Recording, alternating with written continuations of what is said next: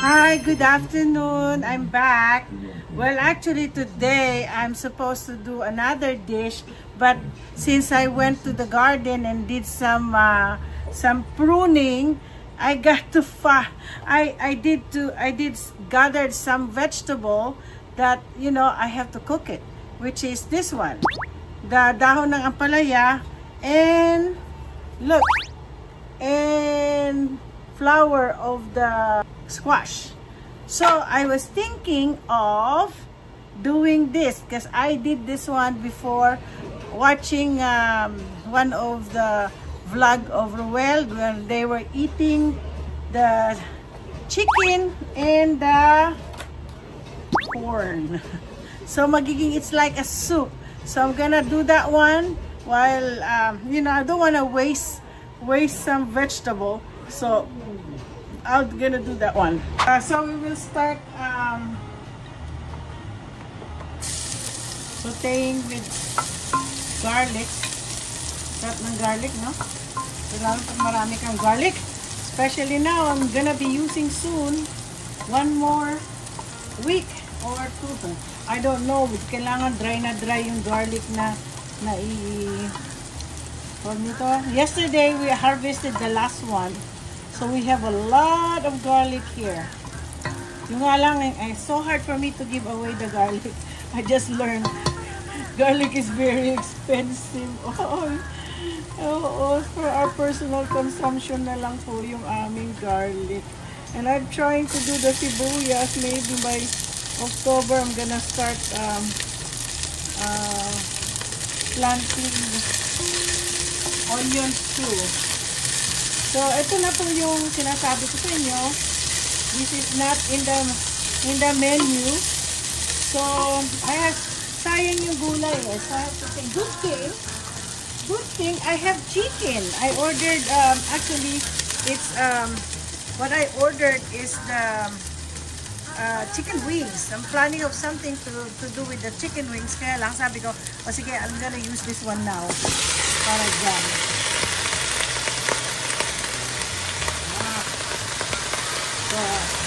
Frozen pa. Frozen pa yung chicken ko. Kasi nga, impromptu itong ano na to. Itong dish na to. Ang talagang dish ko ay mamaya. Makikita ninyo, meron akong lulutuin na something, I've been doing it sa akin lang, pero showing it to you, baka mamaya mabash ako ng mga mga Bicolano. So anyway, so ito na po ang aking gagawin. Papakuluan ko siya. So happen na meron na po akong buro. Nagawa ko to kahapon. Sayang kasi kung itatapon ko. Yan. Pagsasamahin ko na lang yung broth na yan. Tapos, nagdagdagan pa ng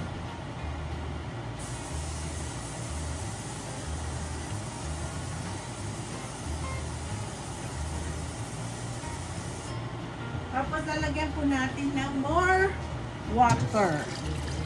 Kasi yan, kasi magiging parang to, sabaw. Oo. So it's already boiled and it's already soft.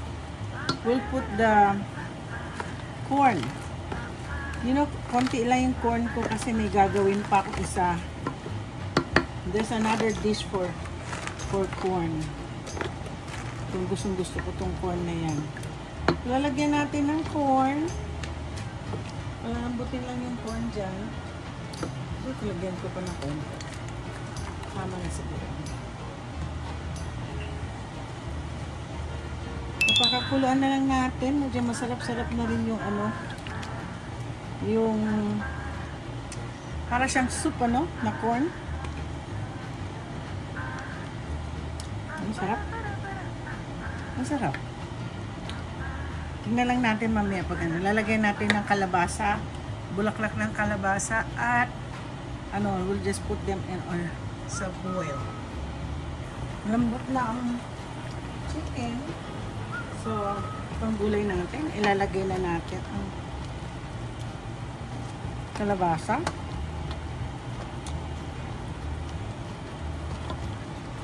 Ano, remember, ito yung pinapakain sa amin ng mami ko. Yeah. Ganito. Tapos, madalas siya naglalagay ng ano, dahon na ampalaya. Alam niyo po, masarap ang ano, ang dahon na ampalaya sa chicken. Tingnan natin. Asan yung aking taco?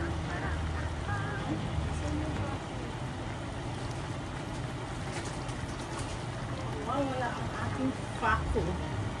Tingnan natin. Ano ba nilagay ko dito? Ay, masarap na siya. Lagyan ko lang ito. Matamis na kasi yung ano eh. Naglagay lang ako ng chicken bouillon. Ay, hindi kasi yung wala yung pinakuluan ko. Masarap na yung lasa niya.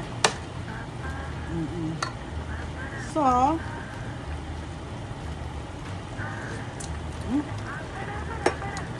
perfecto. Masarap siya. Hindi siya masyadong maalat. Hindi ko lang po alam ang pangalan, pero ito ang ginagawa ko. Pag nagluluto ako ng mayroong bulaklak ng kalabasa. Tingnan niyo po, umiinit pa itong aking soup. Yan. Ginawa ko siya siyang soup na eh. Hindi po masyadong nalalasahan yung pait ng dahon ng ampalaya. I really love dahon ng ampalaya. Tsaka corn. Okay siya. Ay, paborito ko pa man din ng corn. May chicken. Mamaya na. Masyado pang meron pa ako lulutuin eh. Anyway, itong impromptu dish ko, as I said, ginaya ko lang po dun sa kinain ni na Roel one time na meron silang dahon na bulaklak ng kalabasa. So, since I like corn, pero yung dahon ng palaya ako na lang naglagay, pero masarap pa rin naman siya. Actually, pag nagtitinola kami, dahon ng ampalayang nilalagay namin. Kasi sabi nanay ko, masustansya daw. Anyway,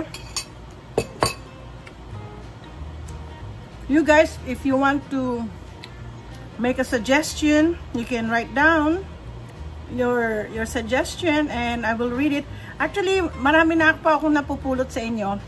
Pati yung name, I'm still thinking about it.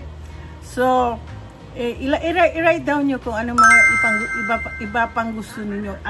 As I said, hindi po ako chef. I don't have a degree. But that also happened that I love to eat and I love to cook.